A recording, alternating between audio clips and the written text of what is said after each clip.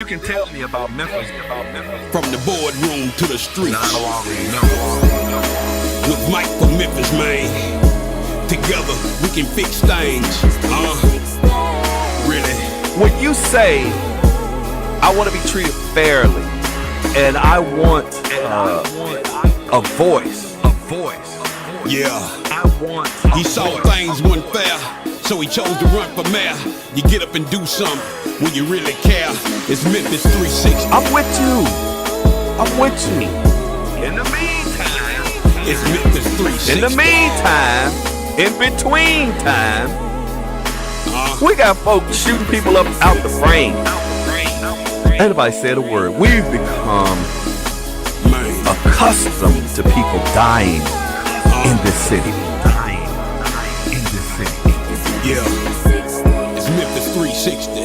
Turning the TV on and the news and see our loved ones and see young people that are out of control.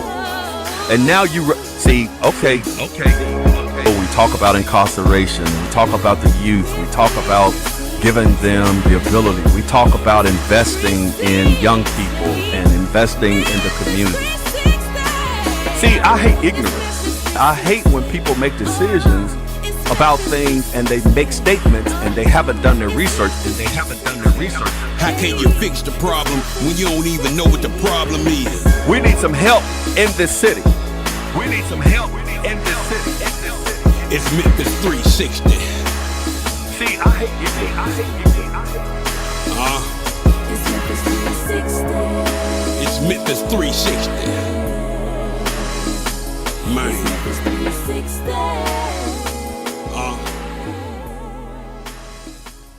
And good evening. We'd like to welcome you to another edition of Memphis 360, the television show we say we like to go from the boardroom to the streets. And man, I tell you, these elections or the election and the electoral process is in full swing. Everybody's trying to get your votes right now. Everybody wants you to vote for them. The polls are open. It is early voting. Early voting goes through the end of the month. I definitely want you to cast your vote. We got 17 people in the mayoral race. We got people running for District 1, District 2, District 3, District 4, 5, 6, 7, Super District 8 and Super District 9. And everybody is out here campaigning. There are signs all over the place. And I don't want anybody to tell you that your vote doesn't count, especially in a race like this. We need to be electing those individuals that we feel have your best interests at heart.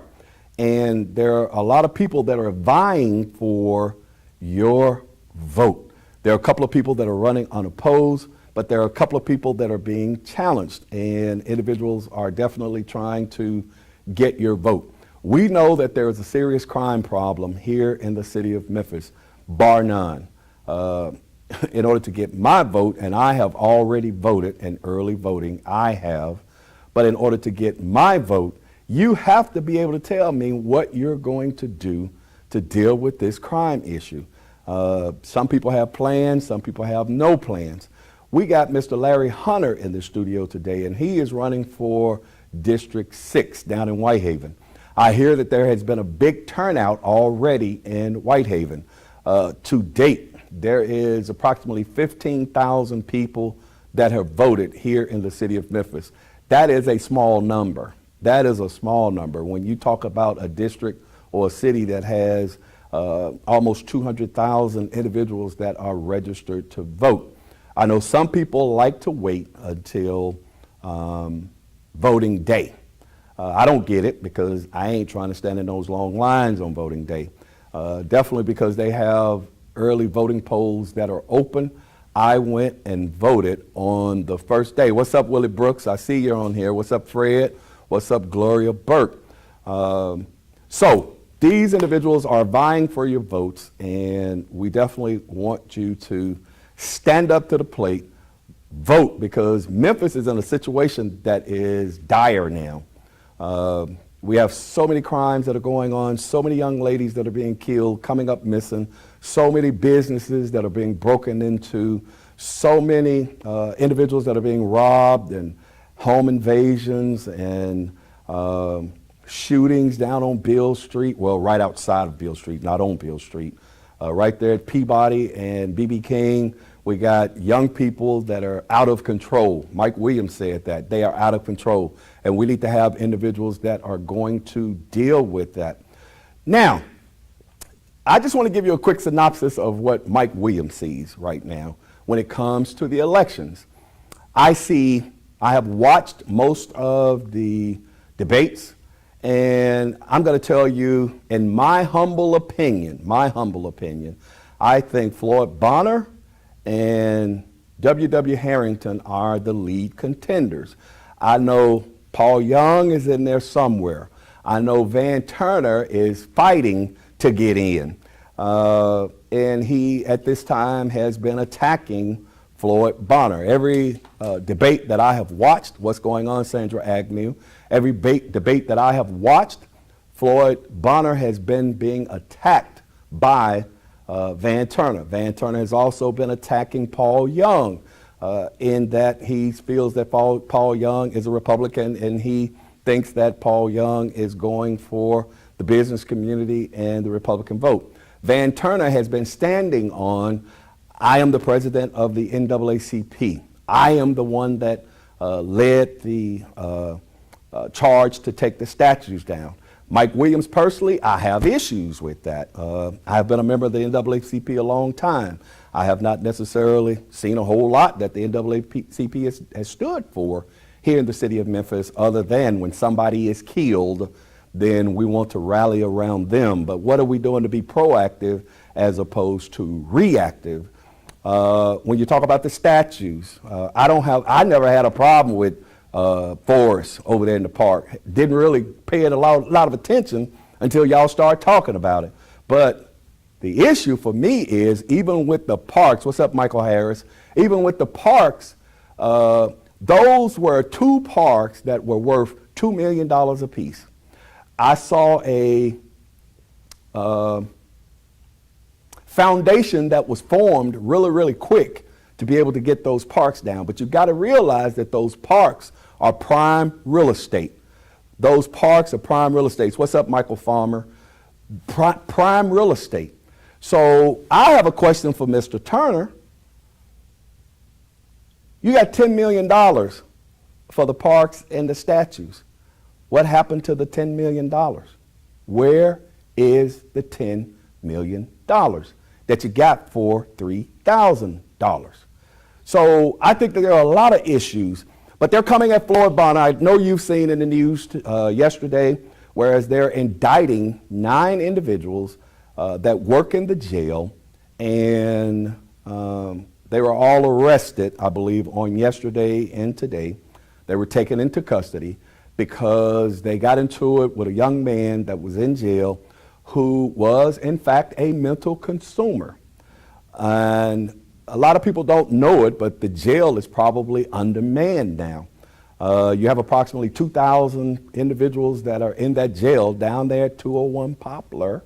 201 Poplar, believe it or not, a lot of us work in that building every day, but the jail part has approximately 2,000 individuals in that jail. But because you can't hire law enforcement individuals, you can't hire correction individuals, they don't want to be in the jails, don't nobody want to pay them the money, and that's one thing. What's up, Faye Pulliam? Nobody wants to pay these individuals to do the jobs that they're doing, so nobody wants those jobs. And especially in this environment, because it's a lot going on. You got Kia boys locked up down in there. You got murderers down in there. You got a lot of gangbangers, extendos, fast cash, 700s, 400s. And I'm not trying to disrespect any gang, but I don't know all of the names. But you got a lot of those guys that are down there in that jail. So they want to come at Floyd Bonner. Floyd Bonner said that they didn't have the right to actually release that video at this time. He is saying that it is politically motivated. Politically motivated.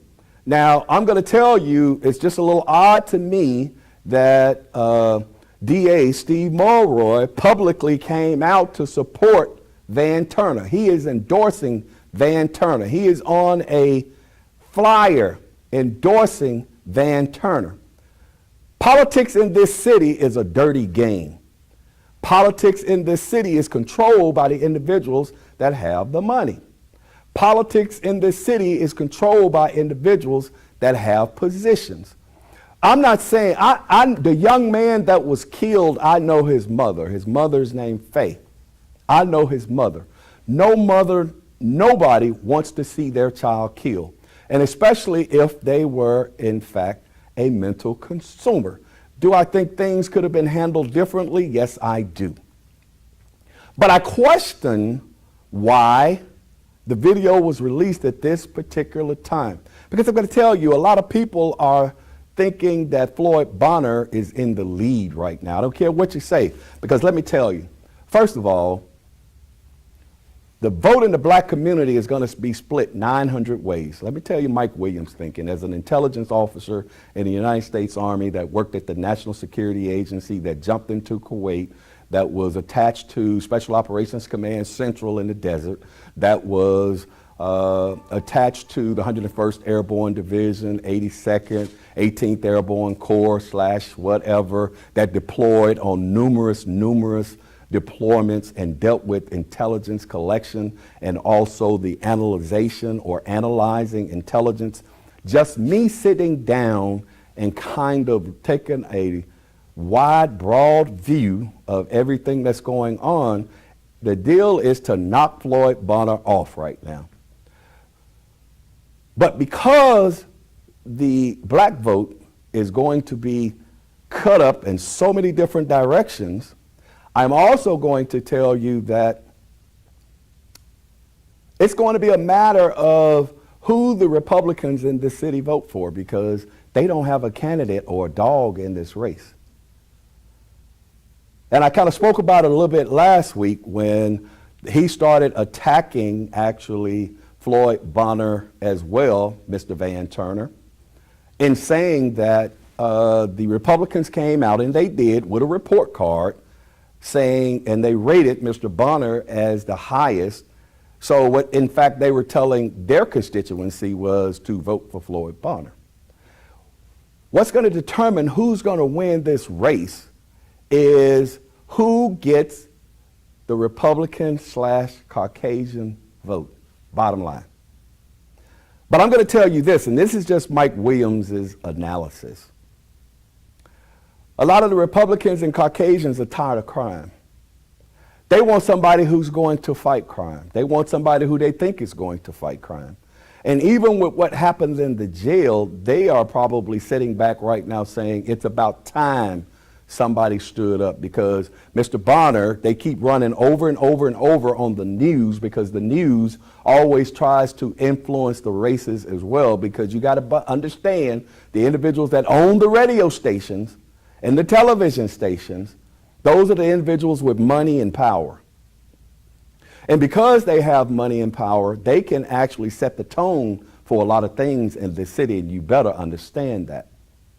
Just as when I ran in 2015, Mike Williams didn't have a lot of money. Mike Williams don't have $50,000, so he can't be in the debates. I see everybody in the debates now. Did it only apply to Mike Williams? But anyway, back to Mr. Bonner. So I feel that a lot of people, believe it or not, because of the stance that Mr. Bonner is taking, and I don't think Mr. Bonner wants to see anybody's child dead. I don't think Mr. Bonner, he wasn't in the jails and effectively participated in what happened. Now, is he overall responsible? Yes, he is, because he is the sheriff of the Shelby County Sheriff Department. But I think it's going to backfire on you, Mr. Mulroy, Mr. Turner, because there's still going to be a lot of individuals that are going to support Mr. Bonner because he stood up. And what they want right now is an individual that can stand in front of you with confidence, not waver, because of what everybody think is popular. And I don't think what Mr. Bonner meant was he didn't care about the young man. I think he cares about the young man. I know Floyd Bonner personally. And the reason I'm talking about this because I hate when I see things that happen that I think are manipulative, planned, plotted, timed for a specific reason, and that is to take down a brother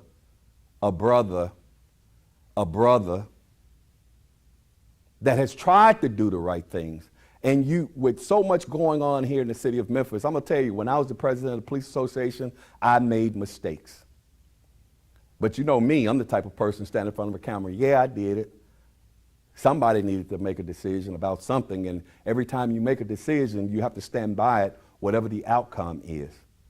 They didn't like me on the police department because anytime somebody tried to charge me, I said, charge me, but don't lecture me. Leave me alone. Yes, I did it. I didn't show up on time. I didn't do this. I didn't do that. But I'm a 40-something-year-old grown man, so I am willing to accept the consequences of my actions. But what I am telling you is they could have held off until after the election to release that video. Timing is everything. And right now they're trying to knock Mr. Bonner off that pedestal.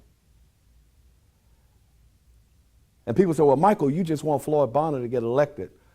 Well, Floyd Bonner has been on my show several times and he was a good man. I don't like anybody attacking a man's character, especially when they're a good man. But anybody that know anything about this election, you also know I have a friend that's in this race, Karen Camper. She was my business partner. We were stationed in the Army together. And I told everybody, Karen is my girl, period. Another good person. And if anybody attacked her character, I'd be at them too. And I'd be trying to uncover, and I'd be trying to reveal what is in fact actually going on. I'm saying if you're going to run and stand on your principles. Stand on the things that you have done. And stop attacking people for what you think they have done or for what you're putting together to make them look as though they're incompetent. Mr. Bonner has a hard job. Even though I don't agree with a lot of things Chief C.J. Davis does and her boy Sean Jones, they got a hard job. Even though I think that there should be a local person as the chief of police in this city, I do understand and will admit Chief C.J. Davis, and Sean Jones, which are individuals that came from Georgia somewhere to lead the police department here in the city of Memphis, they have a hard job. Now, what's going to determine the outcome of these races is not Mike Williams standing up here talking on the stage. What's going to determine the outcome of these races is you, the citizens of the great city of Memphis, and your ability or inability to cast your vote. I'm telling you that if you do not go out and cast your vote, then there's going to be nothing that you can say. A lot of people talk about Paul Young. I've talked to Paul Young. I think Paul Young is a very intelligent young man. I think he is the future of the city of Memphis. I think all of those good things. But I don't think Paul Young has a chance to win, even though I feel the business community has given him $1 million to run for a $170,000 a year job. They didn't give him $1 million for nothing, people. Because those that are out here really working on the ground and those that are out here really putting the work in and those that want to stand on their own, they don't give them money. They're out here scuffling and scraping every day, trying to get signs, trying to get commercials, trying to get support, trying to pay for poll workers. Those are the individuals that stand on their own. Don't want to be bought and don't want to be bossed. Because when they truly get on the city council or if they truly get in the mayor's office, they want to be able to tell you or to say what it really is. Now, I'm going to tell you, I think a lot of people are going to support W.W. Harrington, too. So I think that's why I say I think it's a toss-up between Bonner and Harrington, because Harrington, everybody remembers in the 90s, when crime was off the chain and it was real prevalent here in the city of Memphis. It was Mayor Harrington who got that crime down. Mayor Harrington is the kind of guy, he will stand in front of a camera and he's going to tell you what he got, or he's going to tell you what he think, and he'll tell you in a minute, I don't give a damn what you think. But we're finna do X, Y, Z. We're going to get this crime down, you better get your kids. Who knows? He may bring Larry Godwin back. I don't know. Godwin was a crime fighter. Godwin stood behind his police officers, you know. Because I understand, and I always say, I don't want anybody out here saying that Mike Williams wanted him to go out there and beat these kids up and lock them up. And I want him to lock that butt up. Yes, I do. I want him to catch these thieves. I want him to catch these individuals that are out here shooting and killing people. Yes, I do. Just because they black, at some point, we got to truly say they need to be locked up. I don't care that they're your grandsons, your great-grandsons, your nieces, your nephews, your sons, your daughters, because we have a real bad crime with young ladies these days. I don't care. And even if it's my child, if they're out there committing crimes, lock that butt up. You won't see me standing on the stage, my son didn't do that, my daughter didn't do that. Because I done told my sons and my daughters, if you go out there and you do something stupid and you do something ignorant, do not call me. I'm not spending the money that I'm saving for retirement on a lawyer for you because you went did something stupid. I'm not spending my money on something, on putting it on your books because you chose to go do something stupid while I've worked hard all my life so that I can retire in peace and be happy and live a decent life. What's up, Terry Cox? You're supposed to call me. Come to the house. At some point, we got to say enough is enough. And at some point, we got to stop. And at some point, we have to allow the justice system to work. Why do a lot of these, because they always want to say democratic cities have all of these problems. And a lot of democratic cities do have a lot of problems because we want to cover up for all of our kids and everybody that's doing all of this craziness. When there was a time when we used to hold them accountable, and there was a time that we protected the community, and if there was a time if your kid did something stupid, you turned them over to the police. I see you, Patricia Rogers, community leader. We got to get back to that. So they talk about democratic cities and how there's a lot of crime and corruption in democratic cities, and there is. Now, I'm not saying Republican cities are any better because they do a lot of white-collar crime. But what I am telling you is you go to Denver, you go to some of these cities that are predominantly white, you better not go up there messing around because they're going to lock your butt up. They don't have the crime problems we have. Why is that? They lock up their kids. It's not that they don't have crime, but if you do something, they're going to lock you up. You ain't going to have people out there picketing and marching, we shall overcome, and why, woe is me, and how come everybody want to do something to us, and we're the downtrodden. We're not downtrodden. We are a great people. We are a royal people, but we have to act like it. We have to conduct ourselves as such. And we have to hold those accountable that want to operate outside the scope of what we deem is right, as opposed to covering for them. So, they're coming after you, Mr. Bonner. But I want you to stand strong, sir. And I want you to be confident, and I want you to look in those cameras and tell those people what's up.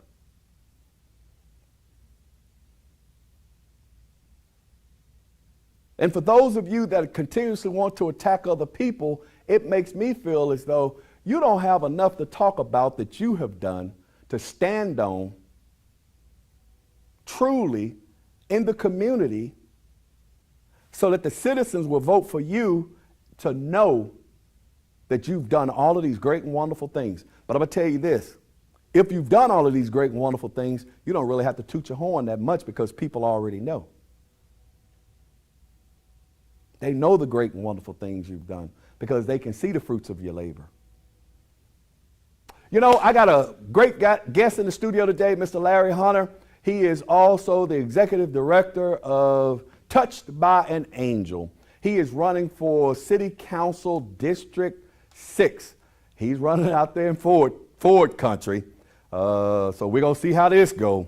But like I said earlier, there's already been a heavy turnout in Whitehaven. But we know Whitehaven is one of the biggest voting bases in this city. But I already know that that is Ford territory. So I definitely want to give Mr. Hunter a platform because I have worked with Mr. Hunter before. Mr. Hunter is always out there at the corner of Airways and Ketchum. Mr. Hunter is feeding the community. Mr. Hunter is giving toys and all of that stuff out to the children in the community. Mr. Hunter has done a lot of good things in this community, and I always go out there and help him. I told him, call me. I didn't know Mr. Hunter was going to run for city council, and I definitely didn't know he was going to run for 6. I'd have told him to run for Super District 8 position 2 or something, to be perfectly honest, because it's a hard race when you're running against them Fords. But I always encourage anybody, as a citizen of this great city, it is your duty and obligation, if in fact you feel that you can make a difference, to run. I don't care who you are. I don't care who you're running against. Run. As a citizen, you have that right, and can't nobody tell you that you can't. I'm quite sure a lot of people probably went to Mr. Hunter and say, you sure you want to do this? But evidently, he decided that he did. So, hey, that is his right as a citizen of the city of Memphis. That is his right as a citizen of this great United States, the country that I love, the best country in the world, bar none. So we're going to take a real quick commercial break. Don't touch that dial. And we're going to get Mr. Larry Hunter on the stage, who is running for City Council District 6. Don't touch that dial. We'll be right back. Can you actually imagine hosting your next event at the all-new SVP Banquet and Event Center? Yes, spacious, beautiful venue with plenty of parking, located in the heart of East Memphis. Let us host your next intimate birthday gathering, family repast, bachelorette party, wedding and reception, baby shower, corporate meeting, social club event. Call us today. Don't wait. 901-244-6874. The all-new SVP Banquet and Event Center. Tune in to Talking Law with Attorney Daryl O'Neill and the special guest host, Attorney Jerome Payne. Live TV talk on your digital device, on Roku, Fire TV, and Apple TV. Download the SVP TV app right now. Check us out every Tuesday on Comcast Cable, Channel 17, 8:30 p.m. And we are live every Friday on Facebook Live, 6 o'clock in the evening. You've got a question? Our attorneys have the answer. So let's talk law with Attorney Daryl O'Neill on the SVP TV network. You're talking about a good time shield. We all know. Come on now.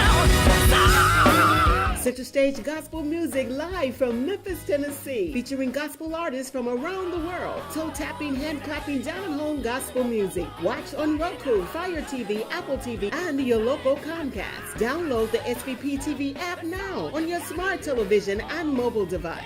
Center Stage Gospel season premieres Sunday, 8 p.m. Central.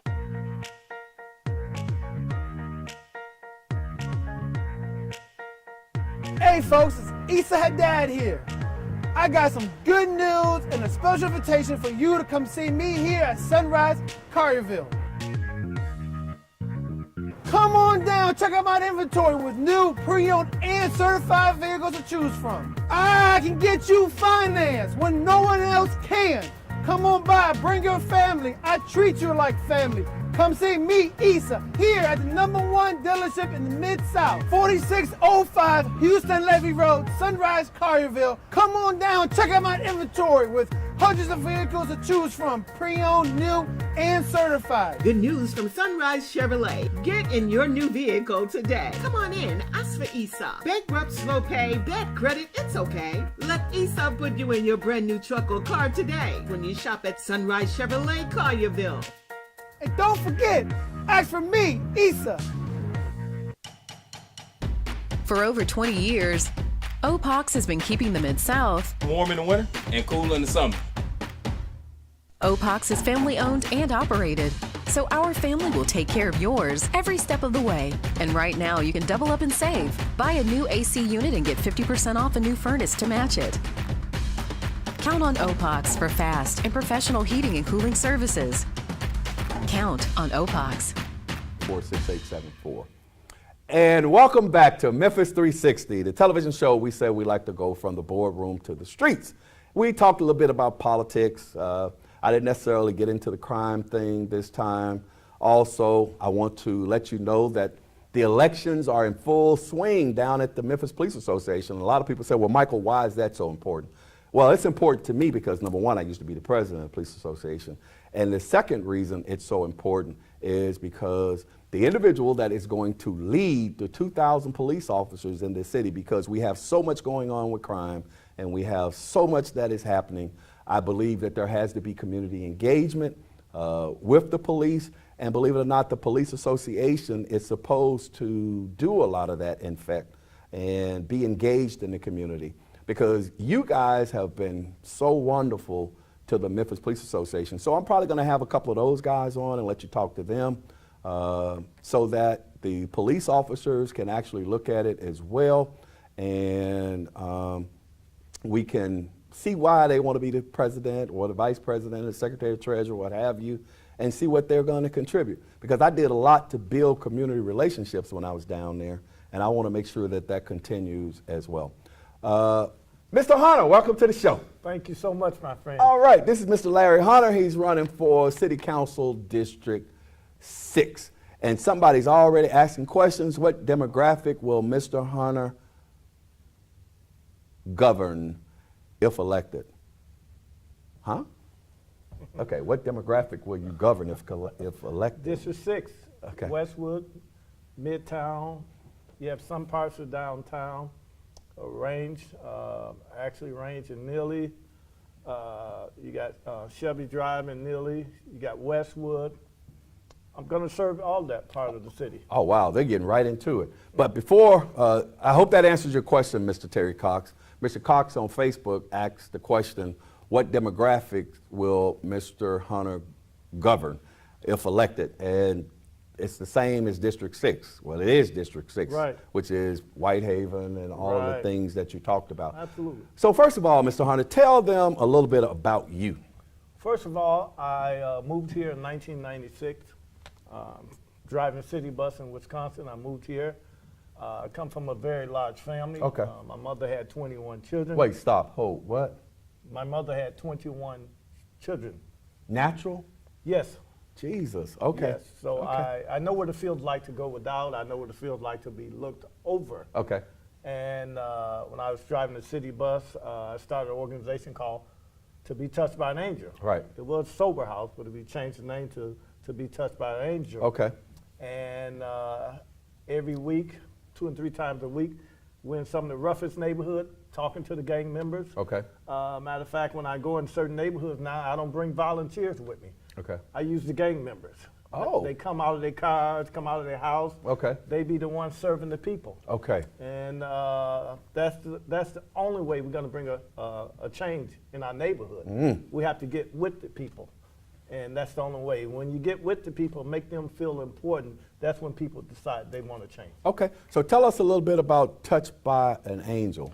Touched by an Angel has a website. It's called Touch, www.touch, TOUCHED, by an angelman.com. Touch by an Angelman. Oh, Angel Man. Okay. Yes, touch by an angelman.com. Okay. Also, you will see videos of some of the things that we did for Christmas, some of the things that we did 6 months ago. You'll see several videos, and I think you'll be impressed how God allowed Touch by an Angel to go out here and touch the lives of so many people that feel like they have been left over. And just to let you know, this is not something that you just started, right? No, we've been doing this about 20 years. Wow, about 20 years. And I just happened to get with Mr. Hunter. I was fortunate enough to be with you during the last Christmas holidays. We got out there and fed some folk. I was out there with you Thanksgiving, and a lot of people were concerned about my safety because I went back. He's actually, he was posted up at Airways in Ketchum. Well, I used to patrol at Airways in Ketchum, so I know a lot of the people that are over there, a lot of the people in the community, and a lot of my police officer friends, and even my son, he was like, "Dad, I can't believe you're going back out there because you're not the police and you're not." I said, "But, you know, first of all, I can't just talk about doing things. I have to get out there and do it. Second of all, whatever God has deemed is going to happen to me is going to happen, and I can't avoid it. I could be sitting right here and fall over from a stroke. So if God ordains it, then that's what's going to happen." So I'm out there on the corner with Mr. Hunter, and I see a lot of people that I have policed, you know, but like I tell people all the time, I have people that walk up to me who I have locked up, who I've had to confront, but most of them are very cordial encounters because I didn't mistreat them. You know, I always tried to treat them with respect. Look, my job is to lock you up, your job is to be a criminal. Your job is to run, my job is to catch you. Once I catch you, it's over. You know what I'm saying? I ain't trying to beat you in the head, Right. and all this other kind of stuff. But, so Mr. Hunter allowed me the ability to come out there and to work with him again. And we had a wonderful time, fed a whole lot of people, sir. Yes, Gave away yes. bicycles Yes. and toys and, Yes. you know, all of that good stuff. So first of all, I want to commend you Thank on you. the job that you've been doing out here in the community because that's boots on the ground. Yes, yes. That's boots on the ground. So what I heard you say was you're working with gangs? Oh, yeah, yeah. Okay. See, if God allowed me to win, when I'm in office, Okay. I want to be able to leave office, take the tie off, and go right back out there among the people. Okay. And every now and then, I want to ask the people how I'm doing. You grade me. Give me a B, give me a C, give me an A, whatever you want to give me. But I want to be able to serve the people, not be in the office just to say I'm a city councilman. Our job is to serve, not just serve in office, but I believe we have to take our tie off and go back to that same neighborhood and say, what can I do? Right. So let me ask you this: what are when you're elected? What are your priorities? What's your top 3 priorities to get accomplished when you're in office? Number one, we got to let the people know, I see you, I hear you, I feel you. People in certain neighborhoods, they feel like the politician has forgotten about them. Okay. That's true. That is true. I want the people to know I hear you. Right. And the people believe once I get in office, they know I'm coming back. And the only way we're going to take a bite out of crime, and I tell people, forget about taking a bite out of crime. That's not enough. Okay. It's time to take a chunk out of crime. Okay. And once we take a chunk out of crime, just by going to the neighborhood, talking to the gang member, what's up, brother? Sometimes we got to talk their language. Some people scared to go what's out up, there. man? Some people You gotta- scared to go out you there, know, Mr. Hunter. We got to know how to start a conversation, first of all. Right. Because everybody out there that looks scary, most of them ain't nothing but a big crybaby when you get behind closed doors. Exactly. So we got to go out there among the people. A lot of them have trauma. Absolutely. A lot of them have been through things. Absolutely. Yeah, We yeah. got so many people out there in different neighborhoods They're smiling on the outside, but they're crying on the inside. Oh, preach that. And when I go to certain neighborhoods, like I said, I don't bring volunteers no more because I know once they see that truck pull up that says touched by an angel, they come running out of their house. Okay. What can I do? Okay. I have the drunks. I don't care if you're a prostitute. The Bible says, love and kindness have I drawn thee. The reason why the world is in the shape it is because they feel like they're not loved. They're being looked over. They're tired of the politicians coming to the neighborhood, kissing the baby, giving them a hug, what's up? And then you don't see them no more. Give them a hot dog and a hamburger and a soda. So the only way we're going to take a bite out of crime, we have to go among the people. I didn't say march. A lot of people call me and say, will you march with me? No, where we're marching at? We're marching downtown. No, let's go where the crime at. Let's go where the crime at. And while we marching, let's talk to some of the people. That's the only way we're going to take a bite out of crime. Right. We got to go among the people and talk with them. There's a lot of people just want somebody to talk to. Wow. So that's the only way we're going to take a bite out of crime. That's the only way.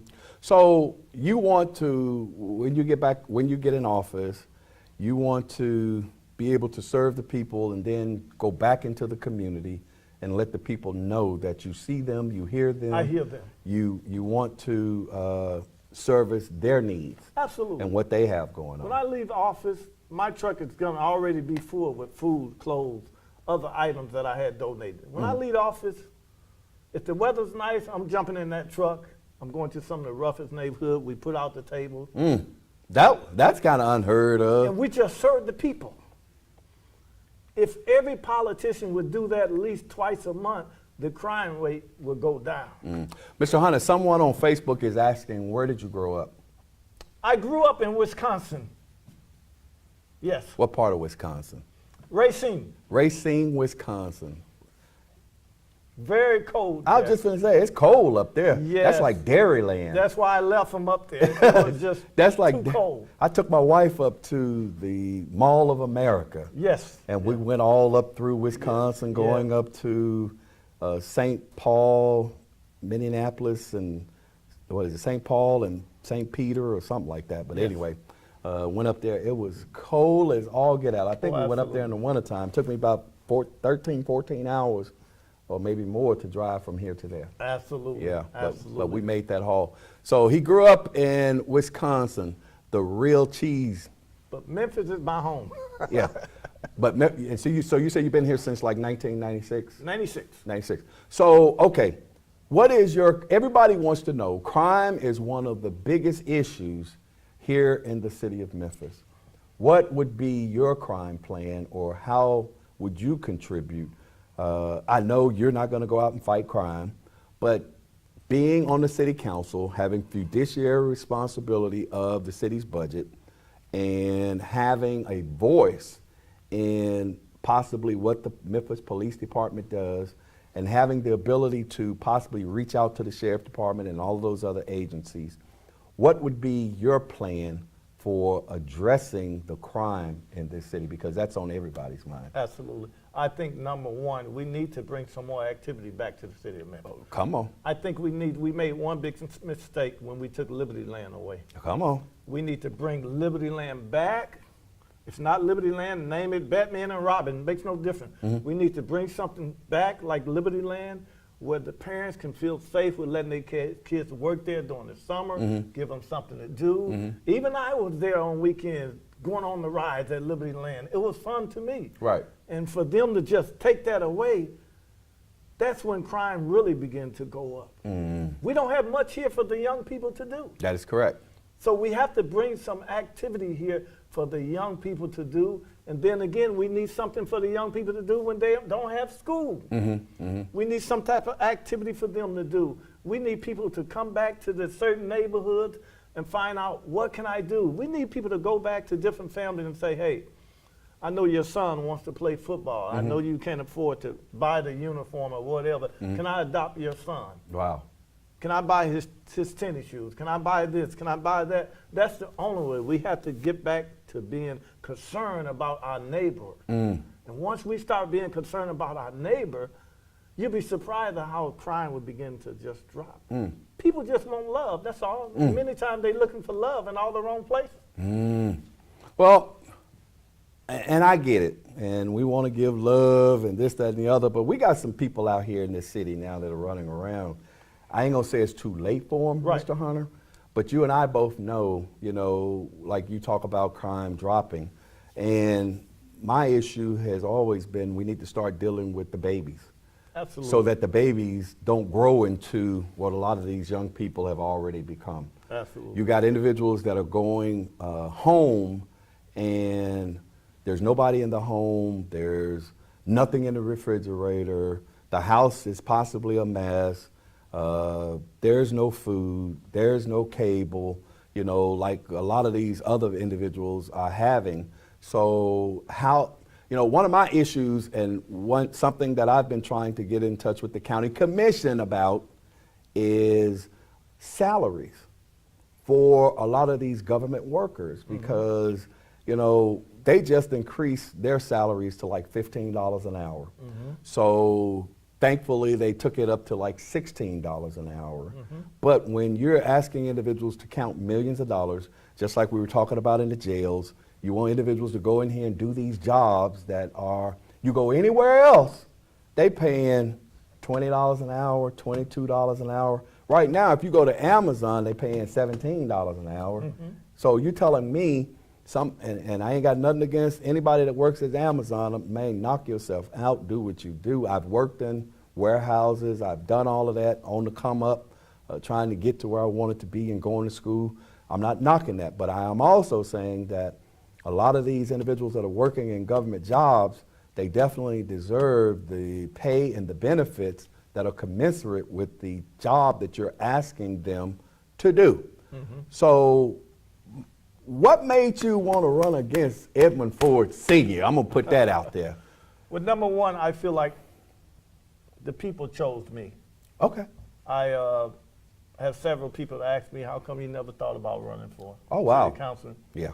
So I prayed about it. I said, well, if I get 3 people to ask me if again, 3 or more are gathered in his name. I would run. So I had, I think, 4 people to ask me again when I was out. What's that, 4 people? Serving the community. How come you won't run for office? Okay. Then I thought about it. I prayed about it. Then I got motivated, and I said, hey, I'm going to do this. And I'm the type of person, when I make up my mind I'm going to do it, I put my whole heart into it. Okay. I was wondering, I said, man, he's running against Edmund Ford Sr. Woo!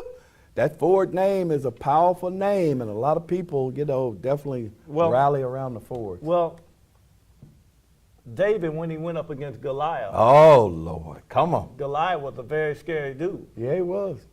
You couldn't get nobody to go up against Goliath, but David did it. Right. With the help of God. Okay. And I'm here with the help of God. It's about the people. It's not about Mr. Hunter. Okay. It's not about me. Believe me. It's about Mr. Hunter. It's about serving the people. I want to be an example for the city councilors. When they see me, they'll know this is how you're supposed to serve the people. And it's all about the people. It's not about me. Okay. It's about the people. Okay. That man threw about David and Goliath, but David slew Goliath with a slingshot and a rock. Not saying he's doing a bad job, not saying he's doing a good job. Okay. But sometimes I think when your season is up, I think sometimes we need to allow a younger person with a different vision to take over. Okay. So. Okay. And it's not about, it's just about the people. Okay. And once we get our mind on the people, it's not about us. It's about the people. So what I hear you saying as someone who is receiving what you're saying, it's not about that you have anything against Mr. Ford. No, not at all. It's about individuals have approached you and asked you to run, so therefore they see something in you. Absolutely. And then after you prayed about it, then you said, hey, look, this is something that I have to do. And I'm going to tell you, in 2015, I ran for mayor. And a lot of people were like, why are you doing this? Why are you doing this? Man, don't nobody know you, such. But God had put it in my heart at that time that, Mike, you need to run. And a lot of people didn't understand it, but I had been given an assignment. Absolutely. Now, a lot of people also didn't understand, even when I ran, my assignment was not to win. Amen. Yes. I don't think they got that. No. My assignment was not to win, My assignment was not to allow Mayor Warden to have another term. All right. Uh-huh. You understand what I'm saying? Uh-huh. Because at that time, Mayor Warden was taking a lot of our benefits away. Uh-huh. And I was a union leader, and I was an individual who fought for parity and fairness in the workplace. Uh-huh.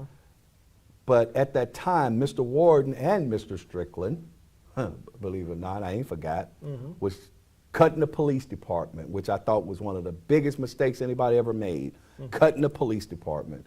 At that time, Mr. Warden and Mr. Strickland were taking the benefits away from the retirees. They took 4.6 away from all of the city employees under the guise of we don't have any money. But yet you're still building all of this stuff. And the government is not in the business of building buildings. Yep, they're in the business of working with businesses.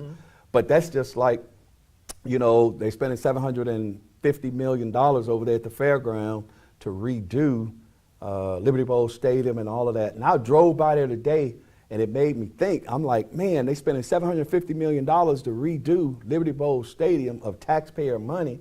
I wonder, when they have all of these games with all of these people in there, 50,000 people or whatever, what are they doing with that money? Right, exactly. Because the city don't own Liberty Bowl Stadium. It's a person that owns Liberty Bowl Stadium. Did you know that? No, I didn't know that. Yeah. Wow. But anyway, that's a whole nother story. That's a whole nother story. Okay, so anybody that wants to contribute to your campaign or anything like that, how do they do that? Or if they want to find out more about you? Just go to my website, touchbyanangelman.com, www.touchbyanangelman.com.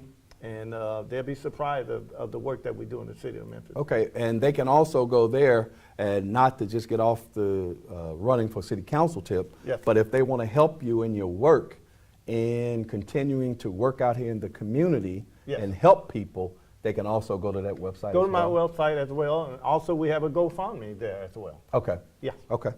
Outstanding. So what is it you want the citizens of the city of Memphis to know about Larry Hunter? Larry Hunter is a concern about people. Like I said, I had a praying mother with 21 children. It took prayer to raise 21 children. It's not about Larry Hunter. It's about the citizens of District 6. I say District 6 because I'm running for District 6.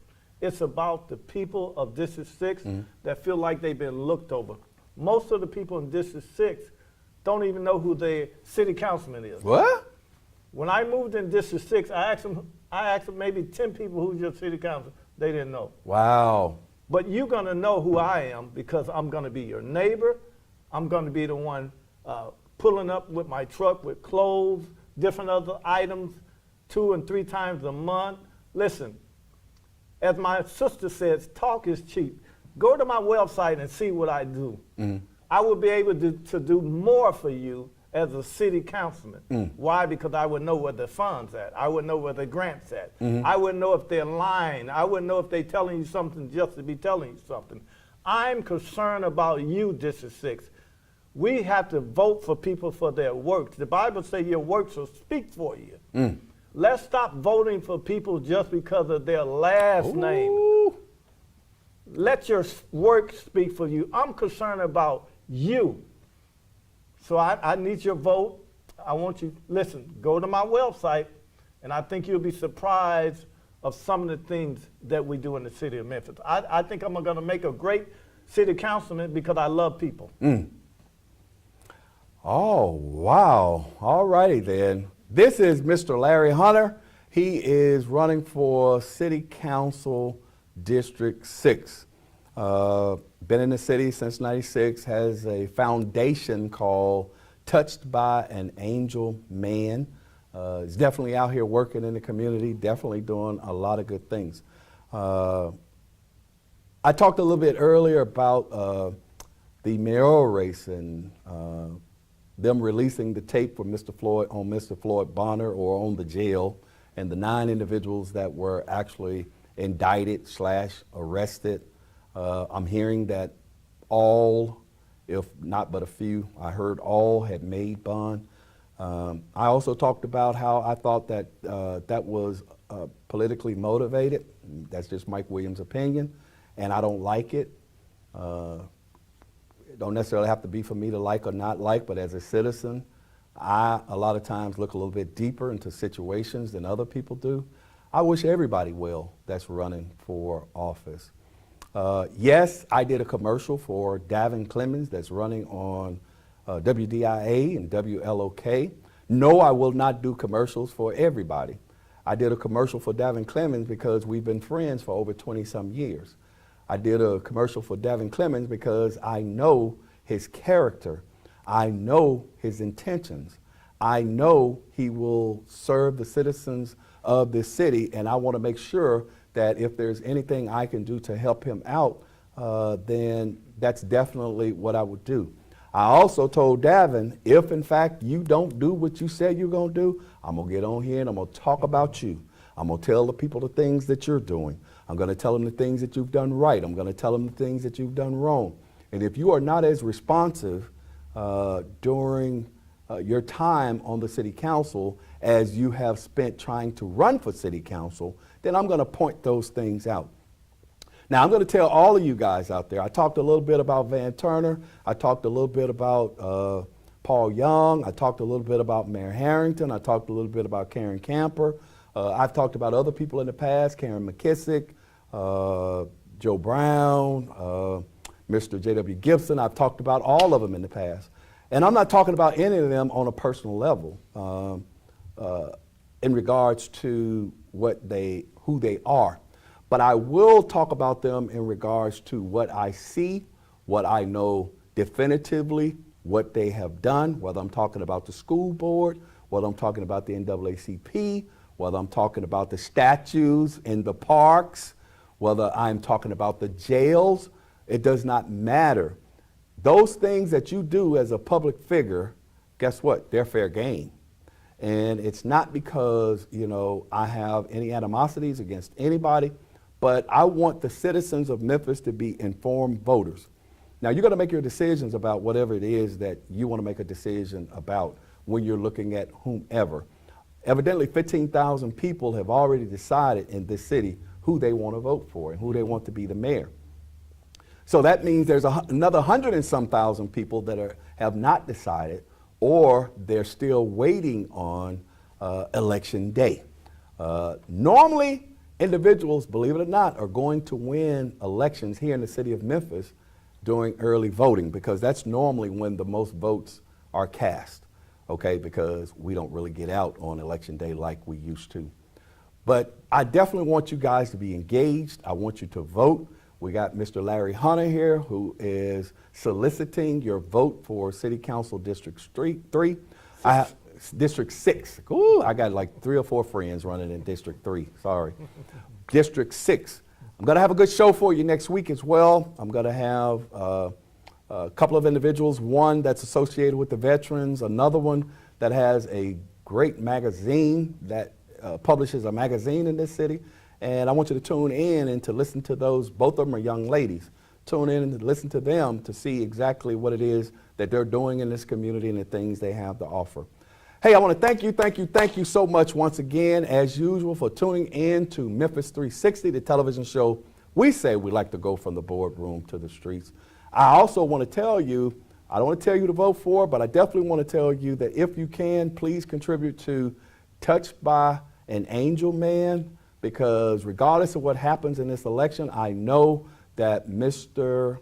Hunter is definitely engaged in the community. Kenneth, you're calling me on my cell. If you're watching Facebook, you can call me on 244-6874, 901-244-6874, and we'll talk to you real quick before we get off the air. That's if you're trying to call me. Kenneth Allen, 244-6874, 244-6874, if you're trying to talk to Mr. Hunter.